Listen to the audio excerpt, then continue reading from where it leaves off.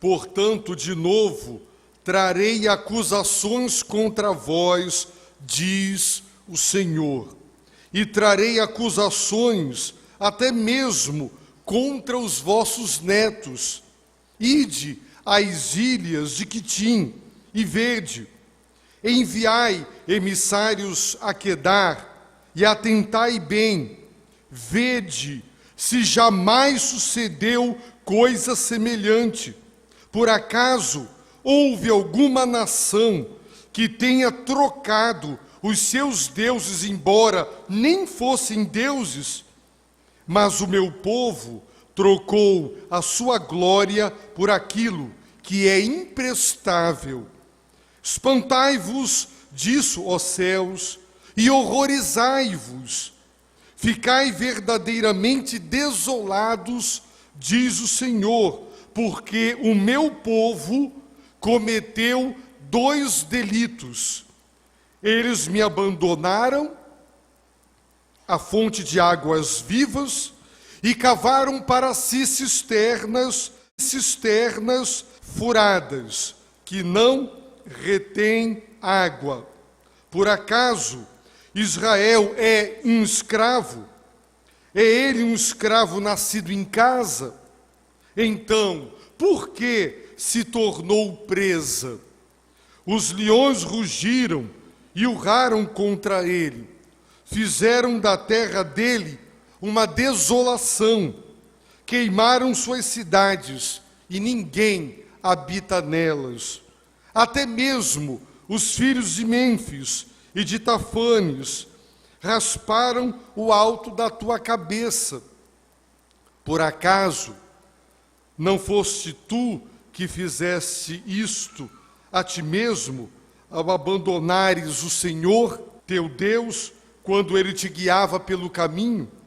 Agora, que interesse tens em ir ao Egito para beberes as águas do Nilo? E que interesse tens em ir à Assíria para beberes as águas do Eufrates? O teu delito te castigará, a tua rebelião te repreenderá.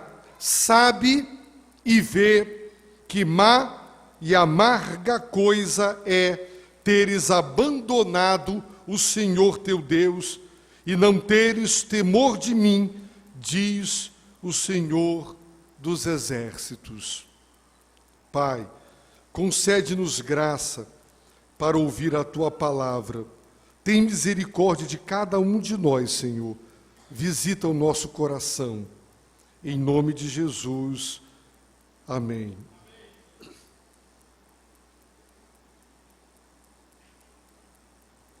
Meus irmãos, se tem algo que insulta sobremaneira o Criador dos céus e da terra, se chama idolatria. A leitura da Bíblia é absolutamente esclarecedora. Deus proíbe não só que fabriquemos imagens de qualquer espécie, seja de barro, seja de qualquer outro material, de pau, de pedra, seja de seres humanos ou animais ou astros. Deus também proíbe que adoremos, veneremos ou cultuemos a qualquer outro ser que não seja o único Deus vivo e verdadeiro. A idolatria é um insulto a Deus.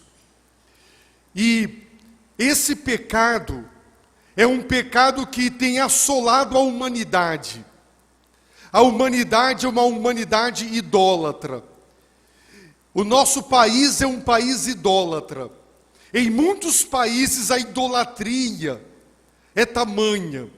Eu me lembro que o pastor Valdemiro Timichak, ex-líder da nossa junta de missões, lá na Índia, num restaurante, todos comendo, de repente ele observa uma movimentação no restaurante, as pessoas se levantando e se inclinando, e ele olha para o lado, para onde todos estavam voltados, e ali estava um boi na lata de lixo, comendo lixo. E aquelas pessoas prostraram-se e veneraram aquele animal, considerado sagrado. Apenas um exemplo de idolatria. Existem vários tipos de idolatria, muitas imagens de escultura. A humanidade se dobra, se curva diante do pau, da pedra e do barro, para afrontar o Deus vivo, para afrontar o Deus verdadeiro. E o que a idolatria representa?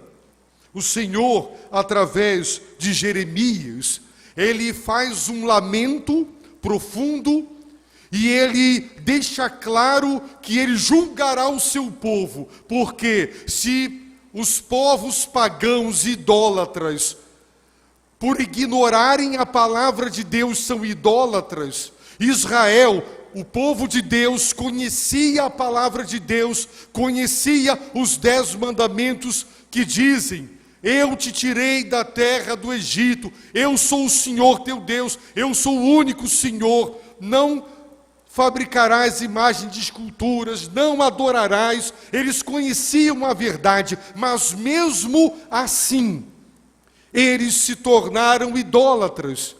Eles cultuaram Baal e outros deuses.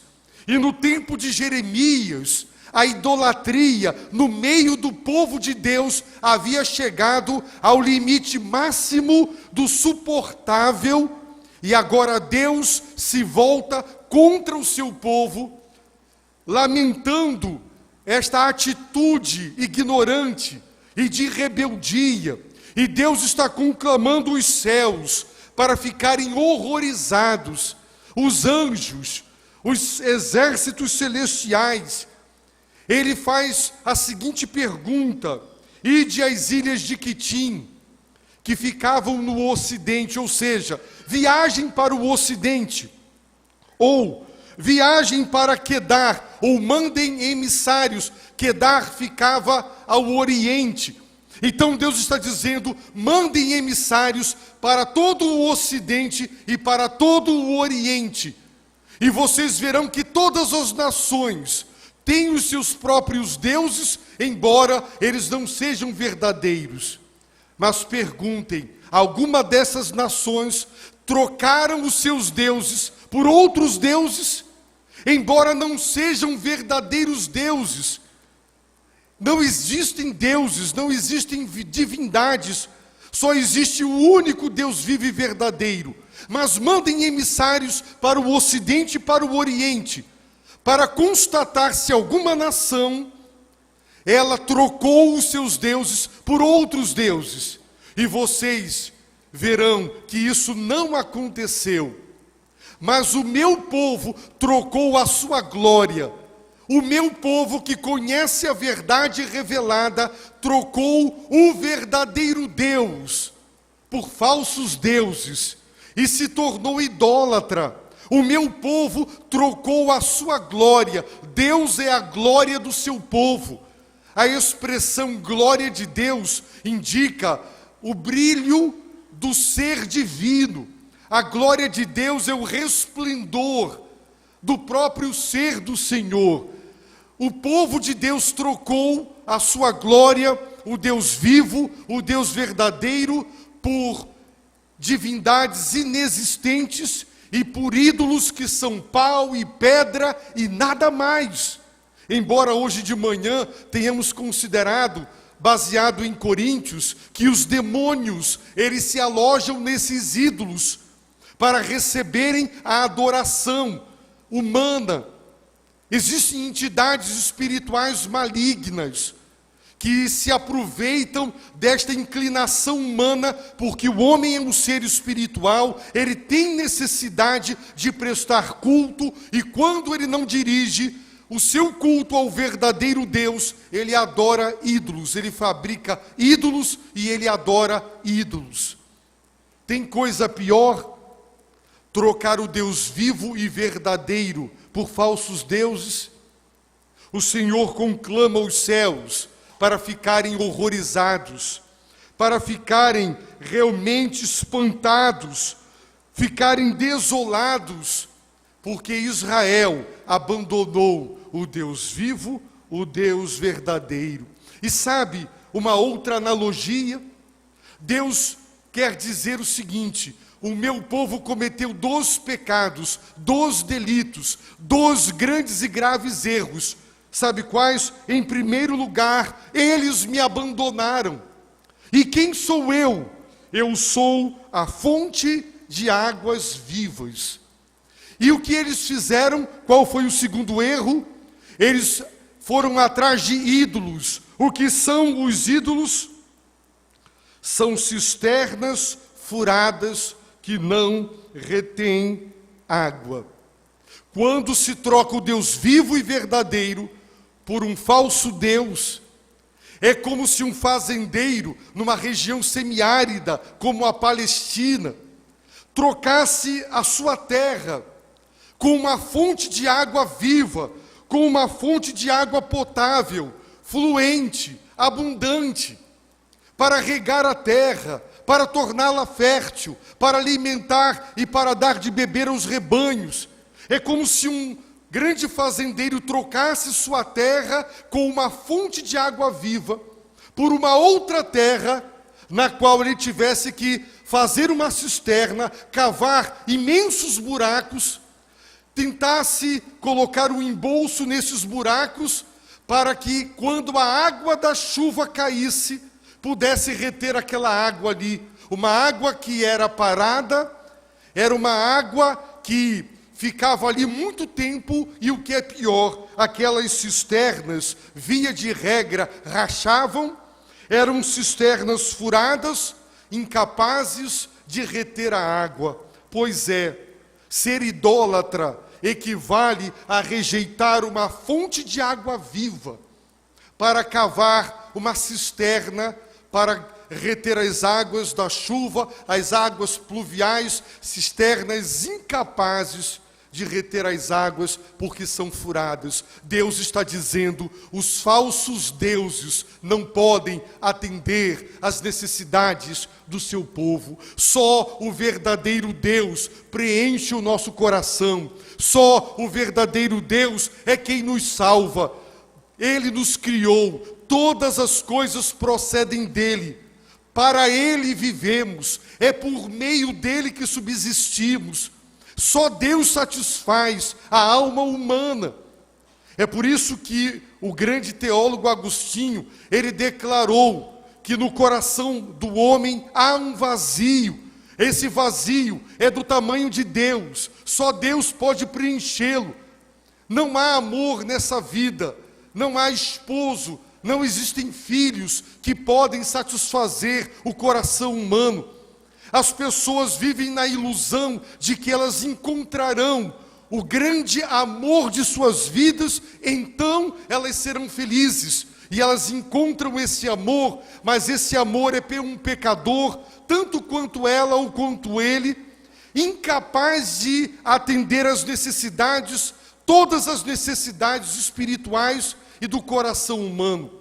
Os filhos são maravilhosos e nós os amamos, mas eles não podem satisfazer a alma. Nada, dinheiro, prazeres, amores, nada, ninguém pode saciar o nosso ser. Só o verdadeiro Deus, só o Deus vivo e verdadeiro. E quem larga Deus e vai para o mundo, é como se estivesse largando uma fonte de águas vivas e fosse cavar cisternas, buracos, para tentar reter águas de chuva, que serão águas paradas e poluídas, e trocar uma fonte de água fluente potável por água parada e contaminada. Que incoerência! O ser humano quer viver, e no afã de viver, ele acha que viver é se entregar aos prazeres, é procurar algo para dar sentido à vida. Só Deus dá sentido à vida. A razão de viver é o Senhor. Ele é a nossa rocha. Ele é a pedra angular. É sobre Ele que nós construímos a nossa vida, a nossa existência. Se você pensa que é deixando a mulher para procurar uma outra paixão, que isso vai resolver, porque a vida caiu na mesmice, você vive o monótono, a rotina, é trocar de trabalho, é o quê?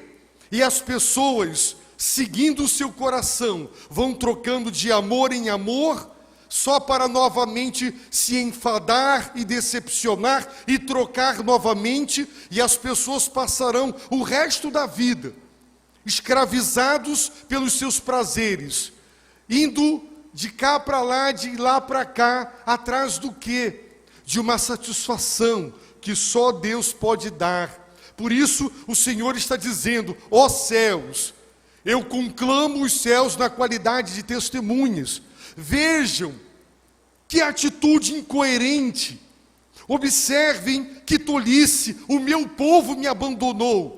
Em troca de quê? De ídolos irreais, inexistentes.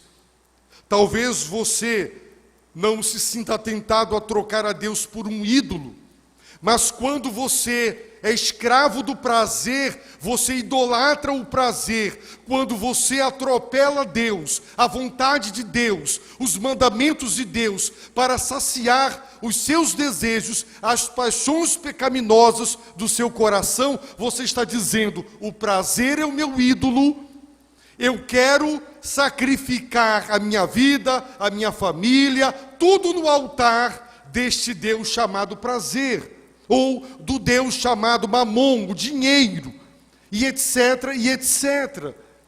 É uma tolice, é uma estupidez deixar de adorar e de servir o verdadeiro Deus para ir atrás do nada, de coisas imprestáveis ou de um mundo pecaminoso que nada pode fazer por cada um de nós.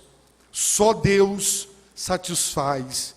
Quando você bebe, Jesus disse a uma mulher: eu sou a água viva.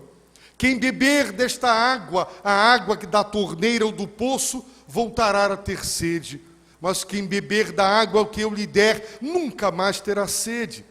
Irmãos, Jesus satisfaz. Aquele que tem comunhão com Cristo, busca a sua face, entrega-se a Ele e o adora, é cheio da presença dEle.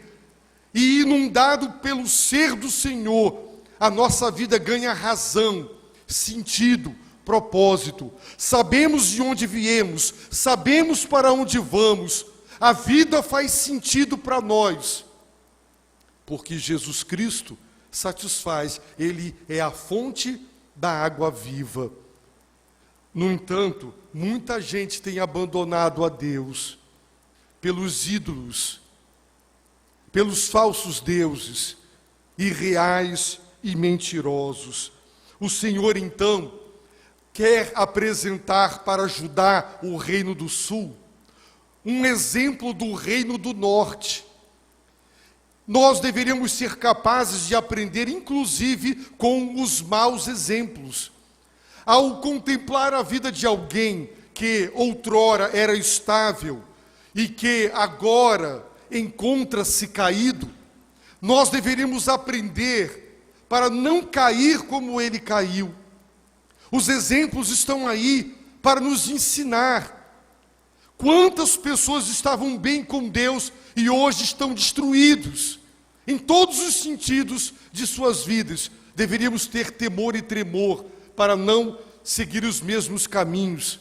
Pois bem, Deus vai apresentar ao seu povo o exemplo do reino do norte que caiu para exortar Judá. Mas Judá vai cair exatamente como o reino do norte caiu. Sabe por quê? Deus pergunta: Israel é um escravo? Não, claro que não. Ele é um escravo nascido em casa? Também não. Então, como ele se tornou escravo? Porque a Assíria já havia invadido, matado, deportado e escravizado os judeus do reino do norte. E agora o mesmo vai acontecer com o reino do sul. E o Senhor faz a seguinte pergunta: por acaso não foste tu que fizeste isso a ti mesmo? Você agora também será julgado, a minha mão vai pesar sobre você, e eu te pergunto, tudo que você vai sofrer agora, por acaso, quem é o responsável? Não é você mesmo? Não foste tu que fizesse isso a ti mesmo, ao abandonares o Senhor teu Deus, quando Ele te guiava pelo caminho? Se você sofreu, se você está sofrendo, Deus pergunta: se você me abandonou, se você se afastou de mim, se você deixou os meus santos e retos caminhos, e agora você está amargando a minha ira, as consequências do pecado, eu pergunto, quem é o responsável por todo esse sofrimento? Não foi você mesmo quem fez consigo mesmo isso? Ou você pensa que você poderia pecar e o pecado ficaria impune? Será que é por esta razão que as pessoas abandonam os caminhos de Deus? Porque elas acham que Deus fará vista grossa? Que Deus simplesmente não se manifestará em ira? Que Deus é um Deus paternalista, é aquele grande paizão que sempre põe a mão sobre a cabeça, o filho pode errar o tempo todo, sempre será acolhido, protegido, e o pai estará sempre dando razão. Meu filho não tem erro, meu filho não tem erro. Será que esse paternalismo, ele é o tipo de pai que Deus é? Não. Quem abandona o Senhor para seguir caminhos outros, com certeza terá da parte de Deus o seu juízo. E quando o juízo de Deus vem, a pessoa não deve se revoltar. Ela deve se lembrar: eu atraí isso para mim mesmo. E é o que o Senhor está dizendo: agora vocês serão destruídos como o reino do norte foi. E vocês vão sofrer muito. E quem é o responsável? Não são vocês mesmos? Deus pergunta: que interesse tens agora em ir ao Egito para beberes as águas do Nilo? Que interesse tens agora em ir à Síria para beberes as águas do Eufrates? O reino de Judá queria pedir ajuda da Assíria.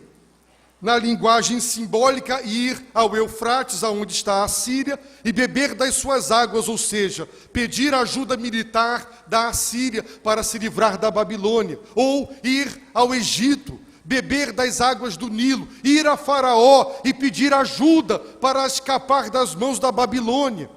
Deus diz: do que adianta agora você buscar ajuda na Assíria ou no Egito? O teu delito te castigará. Tu serás castigado pelo teu próprio delito. A tua rebelião te repreenderá. Serás repreendido pela tua própria rebelião. E então vem uma exortação. Eu quero terminar com ela. Deus está dizendo: sabe. Mas que tipo de saber? É o saber teórico? Não. É tipo assim: filho, não põe a mão aí, você vai se queimar. Mas o menino é teimoso, ele quer pôr a mão, e o pai tira a mão do menino. E o menino quer pôr a mão, agora o pai dá um tapinha na mão. Não põe, filho, você vai se queimar.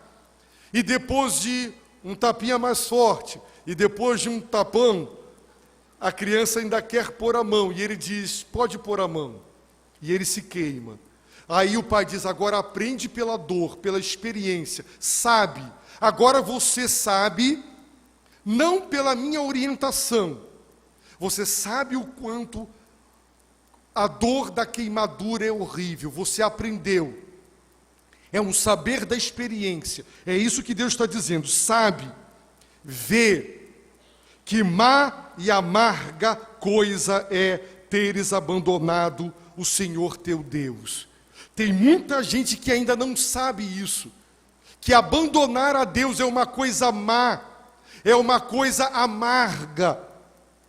Ponha algo bem amargo na boca, você vai ver a careta que a pessoa fará. É horrível. Deus está dizendo, você vai aprender pela experiência, que é uma coisa muito má, muito errada, me abandonar.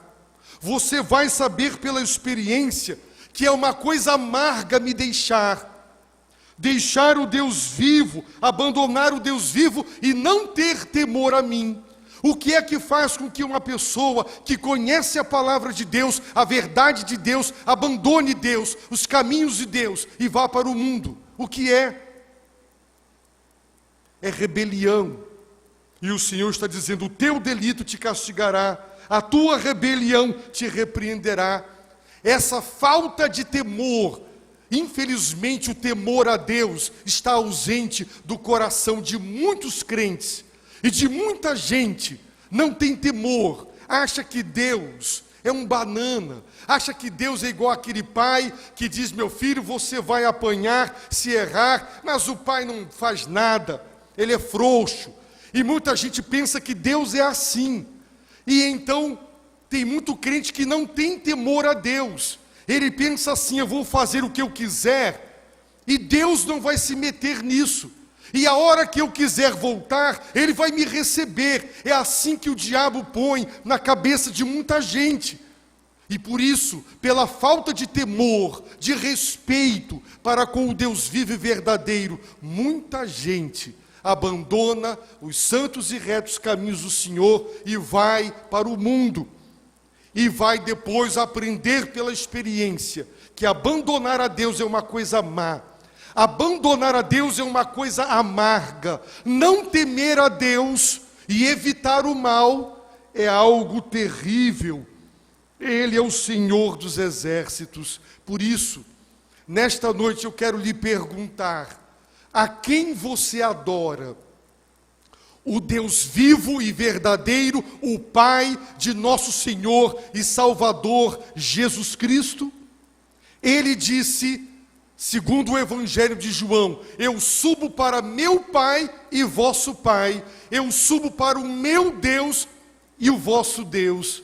O seu Deus é o Deus de Jesus, é o Pai. O seu Pai é o Pai do Filho de Deus, Jesus Cristo. Você o adora, você está reconciliado com Ele, ou você é um idólatra? Se você se curva diante de imagens, se você apresenta orações, oferendas, diante de imagens, você está diante de ídolos, de pessoas ou representação de pessoas que não podem fazer a mediação entre você e Deus, é tolice. A Bíblia diz que não podem. Jesus é o único mediador. A quem você adora? O Deus vivo e verdadeiro, o Deus e Pai de Jesus Cristo? Então, não vá atrás de falsos deuses, não vá atrás de ídolos, não apenas de pau e pedra, mas o prazer, a cobiça e tantas outras coisas. E você, que conhece como Israel conhecia a palavra de Deus, você abandonou a Deus na sua vida? Você largou o Senhor? Você já experimentou?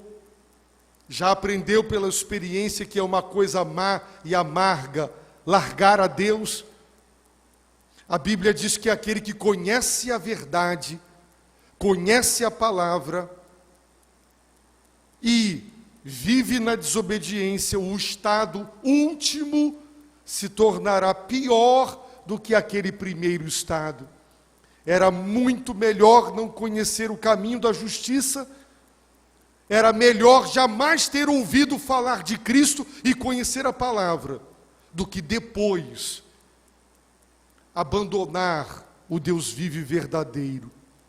Querido irmão, querida irmã, amigo, amiga, nós estamos aqui por um fio. Nenhum aqui de nós sabe se chega vivo em casa. Nenhum de nós sabe se amanhece vivo. Se você morresse agora, você está em paz com Deus?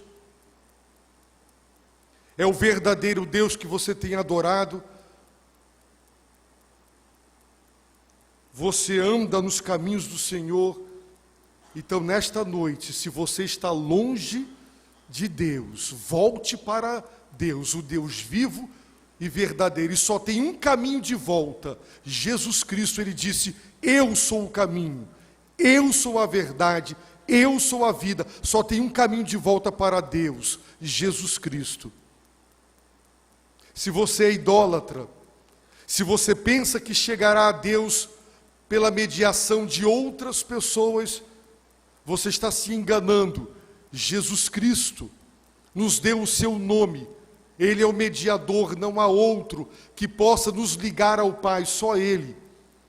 Então se arrependa nesta noite da sua idolatria. Arrependa-se de ter abandonado a Deus. Volte para Deus. Volte para os caminhos do Senhor, arrependido, humilhado, confessando os seus pecados. Volte. Porque um dia, se você não voltar, você vai aprender que má e amarga coisa é abandonar a Deus. Nesses 28 anos que eu sou pastor, todos aqueles que voltaram, depois de terem abandonado os caminhos de Deus, voltaram quebrados, moídos, sofridos, dizendo: por quê? Onde eu estava com a cabeça que eu deixei a Deus? Eu não teria passado por tudo que eu passei. Eu posso dizer, é uma coisa má e amarga deixar a Deus. Eu tenho certeza que muita gente aqui pode dizer isso, porque muita gente aqui já experimentou isso. Que isso não ocorra com você, que Deus te livre de que isso lhe ocorra. Portanto, confesse Jesus Cristo nesta noite como seu Senhor e seu Salvador. Volte para o Pai através do Filho. Abaixe a sua cabeça, feche os seus olhos e ore. Ore a Deus e diga: Senhor, tem misericórdia de mim, perdoa-me, pelo teu poder me traz de volta, quebranta o meu coração. Senhor, nesta noite eu estou rompendo com todos os ídolos, com todas as imagens, com todas as tentativas de chegar a Ti por outros que não seja Jesus Cristo. Hoje eu confesso que só confio em Jesus Cristo para a salvação eterna da minha vida. Tem misericórdia de mim. Peça a Deus perdão. Receba o Filho de Deus em seu coração como seu único e como seu suficiente Salvador.